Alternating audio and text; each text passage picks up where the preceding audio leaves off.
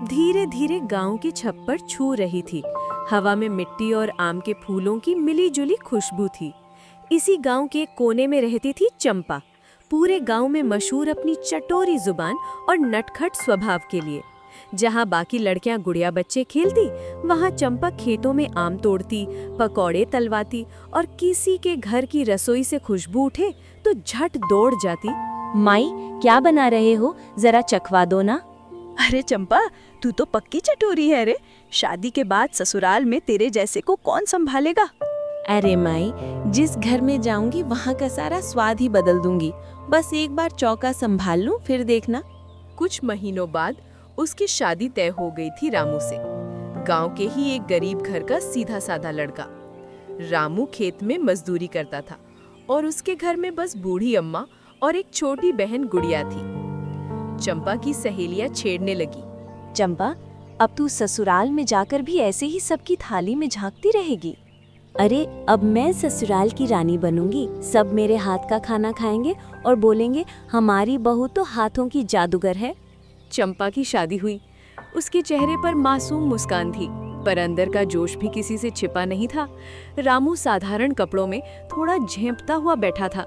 कोई ठाट नहीं, बस सादगी। चंपा की सहेलियां हंसने लगी। देख चंपा, तेरे दूल्हे की साइकिल की भी हवा निकली लगती है। कोई बात नहीं रे, मैं ही हवा भर दूंगी। बस प्यार से निभाए वो, बाकी सब मैं कर लूंगी। सबने विदा के वक्त चंपा को बहुत समझाया। बिटिया, गरीब घर है पर लोग भले हैं, अपने चटकारे को जरा संभाल के रखना। हाँ माई, पर अगर किसी दिन बेस्वाद दाल बन गई तो मैं थोड़ा मिर्च डाल दूंगी, बस। रामू का घर छोटा सा मिट्टी का था। एक कोने में चूल्हा, दूसरे में बिस्तर। चंपा ने चौखट पार की तो अम्मा ने आरती उतारी और बोली, आ बेटा, अब तू हमारे घर की लक्ष्मी है, जो है उसी में खुश रहना। अम्मा, जहाँ प्यार हो वहाँ सब कुछ स्वादिष्ट लगता है। अम्मा को उसकी बात सुनकर हंसी आ गई। अरे वाह बहू, तू तो बातों में भी नमक डाल देती है। शाम को पहली बार चंपा ने रसोई संभाली। घर में बस एक मुट्ठी चावल, थोड़ा सा आटा और कुछ सब्जियां थी। रामू ने संकोच में कहा, आज बस सादी खिचड़ी बना ले, घर में ज्यादा कुछ नहीं है। अरे रामू जी, स्वाद ज्यादा चीजों से नहीं, मन से बनता है। देखना, ऐसी खिचड़ी बनाऊंगी कि उंगलियां चाटते रह जाओगे। वो चूल्हे के पास बैठी, थोड़ा तेल डाला, प्याज तले, फिर दाल चावल और हल्का सा हींग डाला। सुगंध पूरे घर में फैल गई। भाभी, ये तो बहुत अच्छा महक रहा है। कहा था ना, बहू आई है तो खुशबू भी साथ लाई है। रात को जब सब सो गए, चंपा और रामू बैठे थे। तू तो सबको हंसा देती है, लेकिन ये गरीबी, डर नहीं लगता? गरीबी से नहीं डरती रामू जी, बस बेरुखी से डरती हूँ। अगर पति का साथ हो तो मिट्टी भी महक उठेगी। तू तो सच में अलग निकली चंपा। और आप भी वैसे ही निकले जैसे चाहती थी, सच्चे और मीठे। अगले दिन गांव की औरतें आईं। नई बहू कैसी है? सुनते हैं बहुत बातूनी है। बातूनी तो है, पर काम में तेज भी है। चंपा हंसते हुए सबके लिए गुड़ और पानी ले आई। एक औरत ने पूछा, बहू, तेरे मायके में क्या क्या पकता था? अरे माई, जो भी पकता था मैं सबकी थाली में झांक के देख लेती थी, फिर थोड़ा स्वाद बढ़ा देती थी। सब हंस पड़ी। शाम को चंपा ने नया प्रयोग किया। थोड़ा सा बेसन लिया, कुछ प्याज और मिट्टी के चूल्हे पर छोटे छोटे पकौड़े बना दिए। पूरा घर महक गया। भाभी, ऐसे पकौड़े तो हमने कभी नहीं खाए। तो अब से हर हफ्ते खाओगी। स्वाद में गरीबी का क्या काम? चंपा, तू जो भी पकाती है उसमें जादू होता है।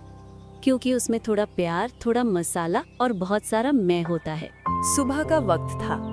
सूरज की हल्की किरणें रामू के मिट्टी के घर की दीवारों पर पड़ रही थीं। चंपा पहले ही उठ चुकी थी, आंगन में झाड़ू लगा रही थी और गुनगुना रही थी। सनवा के पिंजरे में मोर बोले रे। बहू, तू तो गाना भी मिठास में गाती है, जैसे गुड़ में रस। अम्मा, काम बिना गाने के फीका लगता है, जैसे दाल बिना नमक के। तो मतलब तू तो नमक बनकर आई है हमारे घर में? नमक नहीं, पूरी चटनी समझो। तीनों की हंसी से घर गूंज उठा। अब गांव की औरतों को नई बहू की तारीफ और बातें सुनाई देने लगी।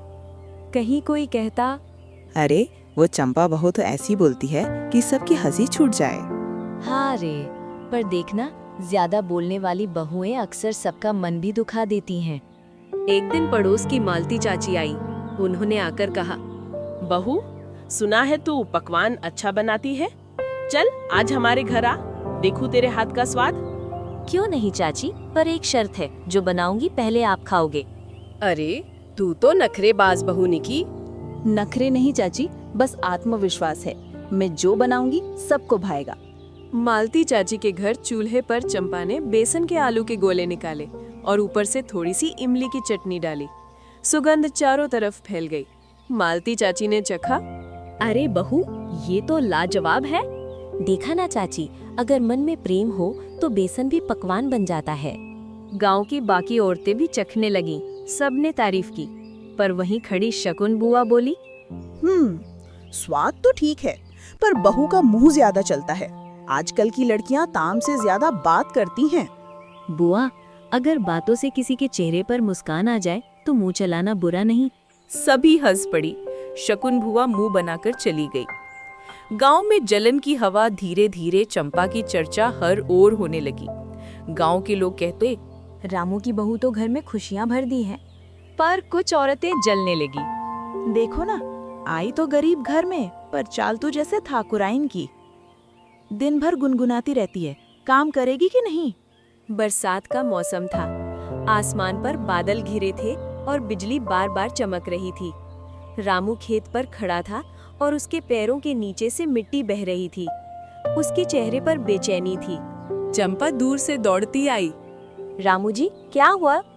देखो चंपा, सारा पानी खेत में घुस गया। धान की पूरी फसल बर्बाद हो गई। अरे रामू जी, फसल तो फिर से उग सकती है, पर हिम्मत अगर सूख गई तो कुछ नहीं बचेगा। अब क्या करेंगे चंपा? घर में दाना नहीं बचा, खेत डूब गया। हमारे हाथ अभी सूखे नहीं है रामू जी। जब तक मेहनत बाकी है तब तक उम्मीद जिंदा है। रात को चूल्हे के पास बैठी चंपा ने अम्मा से कहा, अम्मा, खेत तो डूब गया, पर घर के पीछे का जो आंगन है ना, वहाँ थोड़ी जमीन तो सूखी है। हाँ बेटा, पर उसमें क्या होगा? सब्जियां उगाएंगे, लौकी, भिंडी, टमाटर। थोड़ी जगह है, थोड़ा भरोसा भी। इतनी सी जमीन में क्या उग जाएगा? आपने सुना नहीं रामू जी, बीज छोटा होता है पर पेड़ बड़ा होता है। पर हमें सब्जी की खेती का इतना ज्ञान नहीं। ज्ञान नहीं, जरूरत है, और जरूरत सबसे बड़ा गुरु होती है। कर ले बहू, तेरे मन में जो जोश है वो शायद भगवान का इशारा हो। अगले दिन से चंपा और रामू दोनों सुबह सुबह मिट्टी खोदने लगे। चंपा ने गोबर की खाद डाली, पुराने टमाटरों के बीज निकाले और मिट्टी में गाड़ दिए। वो गुनगुनाती जा रही थी, मेहनत से मिट्टी भी सोना बन जाती है। तू तो गाना गाते हुए काम करती है, थकती नहीं? काम में मन लगा हो तो थकान भी आराम बन जाती है। कुछ दिनों में आंगन हरा भरा हो गया। छोटे छोटे पौधे उगने लगे। टमाटर के फूल, भिंडी की लताएं और लौकी की बेलें। अरे बहू, ये तो जैसे पूरा बगिया बना दिया तूने। अम्मा, जब मन में हरा रंग हो तो मिट्टी भी रंगीन लगने लगती है।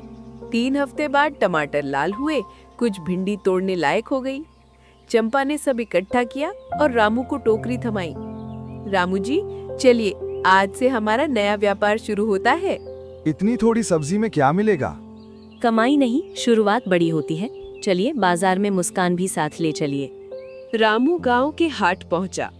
लोग उसके सब्जी के ठेले को देखकर बोले, अरे रामू, तू भी बेचने लगा? हाँ भैया, घर की उगाई है, अपनी बीवी के हाथों की मेहनत। इतने ताजे टमाटर तो किसी के खेत में भी नहीं देखे। क्योंकि इन्हें उगाया है मेरे घर की लक्ष्मी ने। लोगों ने धीरे धीरे खरीदना शुरू किया। पहले दिन थोड़ी ही सब्जी बिकी, पर सबकी तारीफ मिली। रामू घर लौटा और बोला, चंपा, तू सही थी, लोग ताजेपन का स्वाद पहचानते हैं। अब अगले हफ्ते ज्यादा सब्जी तोड़ेंगे। कुछ ही हफ्तों में पौधे खूब फल देने लगे। हर सुबह रामू और चंपा आंगन से टोकरी भरकर निकलते। कभी भिंडी, कभी टमाटर, कभी लौकी। घर खुशबू से महकने लगा। अम्मा बोली, बहू, अब तो हमारे घर में हरियाली ही हरियाली है। अम्मा, देखिए ना, ये मिट्टी हमसे कह रही है, धन्यवाद, तुमने मुझसे उम्मीद रखी। अब लोग मुझसे सब्जी मांगने आते हैं। पहले जो कहते थे कि ये गरीब है, अब बोलते हैं रामू के घर की सब्जी सबसे बढ़िया है। एक दिन हाट में सब्जियां इतनी बिकी कि रामू के पास नोटों की गड्डी हो गई। वो घर लौटा और चंपा के हाथ में पैसे रख दिए। ये लो चंपा, तेरी मेहनत का फल। मेहनत का फल नहीं रामू जी, ये तो हमारी मिट्टी का आशीर्वाद है। अब तो लग रहा है तू बहू नहीं, लक्ष्मी अवतार है। अब तो हम और भी सब्जी लगाएंगे और शायद छोटा सा ठेला भी खरीद लें। भाभी, अब तो आप जैसे अच्छे कपड़े पहनती हैं वैसे ही हमें भी सिलवा दो। अरे हाँ, अब घर में खुशहाली आई है तो रंग भी बदलेंगे, फीके नहीं चमकदार। एक दिन चंपा ने मेथी के पराठे, टमाटर की चटनी और लौकी की सब्जी बनाई। अम्मा ने खाते हुए कहा, अरे वाह बहू, ये तो रानी के लायक खाना है। और हाँ, मेरी बहू चटोरी के साथ साथ बहुत बुद्धिमान है। तूने हमारे घर की परिस्थिति ही बदल दी मेरी बेटी। अब तो लगता है जैसे हमारा घर गरीबों का नहीं, मेहनती लोगों का महल है। गरीबी बुराई नहीं रामू जी, आलस बुराई है। जिसने काम करना सीख लिया वो कभी खाली पेट नहीं सोता। अब गांव के लोग भी चंपा के आंगन की खेती देखने आने लगे। शकुन बुआ भी आई, वही जो पहले उसका मजाक उड़ाती थी। बोली, बहू, तूने तो सच में चमत्कार कर दिया। हम तो सोचते थे तू बस बोलती है, पर तूने कर दिखाया। बुआ, बोलना आसान होता है, पर जब बोल में भरोसा हो तो वो कर्म बन जाता है। चंपा, अब तू बाकी औरतों को भी ये खेती सिखा, गांव की और औरतें भी आत्मनिर्भर बने। जरूर मुखिया जी, अब हर आंगन में हरियाली उगेगी। शाम ढल रही थी। चंपा बैठी टोकरी में सब्जियां सजा रही थी। रामू आया, उसके पास बैठ गया। चंपा, जब तू इस घर में आई थी हमारे पास कुछ नहीं था। आज हमारे पास मेहनत का सुख है। रामू जी, सुख चीजों से नहीं आता, साथ से आता है। आपने साथ दिया, मिट्टी ने साथ दिया, अब घर में खुशबू बस गई है। और उस खुशबू का नाम है चंपा। अब ये चंपा हर घर में खिलेगी, मिट्टी की, मेहनत की और मुस्कान की। जिस घर की बहू हिम्मत वाली हो, वहाँ मिट्टी भी रोटी बन जाती है और पसीना वरदान। चंपा ने साबित किया कि गरीबी किस्मत नहीं, मेहनत की परीक्षा होती है। वो न सिर्फ अपने घर की बल्कि पूरे गांव की प्रेरणा बन गई। अब हर घर के आंगन में सब्जियां उगती और हर रसोई में खुशबू बसती। बरसात खत्म हो चुकी थी, आसमान नीला था, खेतों में हरियाली फैली हुई थी। चंपा और रामू की सब्जियों का व्यापार अब पूरे इलाके में नाम कमा चुका था। हर हफ्ते लोग कहते, रामू चंपा की सब्जी सबसे ताजी, सबसे स्वादिष्ट होती है। चंपा, तूने तो हमारे घर को पूरा बदल दिया। अब लोग हमें सब्जी वाले रामू नहीं, किसान रामू कहते हैं। नाम बदलना आसान नहीं होता रामू जी, जब तक इंसान खुद को नहीं बदलता। एक दिन शाम को चंपा आंगन में बैठी हिसाब लिख रही थी। रामू बोला, इतने पैसे आप क्या करेगी? ट्रैक्टर खरीदेंगे। रामू जी, ट्रैक्टर? वो तो बड़े बड़े किसान रखते हैं। अब हम भी बड़े बनेंगे रामू जी, मेहनत से, ना कि शान से। जब तक दूसरों से खेत जोतवाएंगे, मुनाफा अधूरा रहेगा। अब अपने खेत की मिट्टी खुद पलटेंगे। बहू, अगर तू ठान लेती है तो भगवान भी साथ देता है। कुछ महीनों बाद चंपा ट्रैक्टर लेकर आती है गांव में। गांव के बच्चे ताली बजा रहे थे और औरतें चौखट से देखकर बोली, अरे वाह, देखो तो चंपा खुद ट्रैक्टर चला रही है। अब सुबह होते ही चंपा ट्रैक्टर लेकर खेत जाती। धूप में उसके माथे पर पसीना चमकता और होठों पर मुस्कान रहती। रामू खेत की मेड़ पर खड़ा देखता और गर्व से मुस्कुराता। अरे मेरी चंपा, तू तो पूरे गांव की मिसाल बन गई। रामू जी, जब औरत हल चला सकती है तो ट्रैक्टर क्यों नहीं? पहले लोग कहते थे बहू घर संभालती है, अब कहते हैं बहू खेत संभालती है। एक दिन पड़ोसी हरिया आया। चंपा भाभी, मेरा खेत सूखा पड़ा है, बैल भी बीमार हैं, क्या आप थोड़ा मदद कर सकती हैं? क्यों नहीं हरिया भैया, ट्रैक्टर मेरा है, खेत तुम्हारा, पर मेहनत हमारी दोनों की। वो खुद ट्रैक्टर लेकर हरिया के खेत पहुंची और जोताई शुरू कर दी। हरिया की पत्नी आंसू पोंछते हुए बोली, भाभी, आप जैसी औरत भगवान ही भेजता है। नहीं भाभी, भगवान सबको हाथ देता है, बस मेहनत से उन्हें काम में लाना पड़ता है। धीरे धीरे चंपा सबकी मदद करने लगी। किसी की फसल बोती, किसी की जुताई करती और बदले में पैसे कम ही लेती। गांव की और औरतें थी अब खेतों में उतरने लगी। कोई सब्जी उगाने लगी, कोई पशुपालन करने लगी, और सब कहती, हम भी चंपा जैसी बनना चाहती है।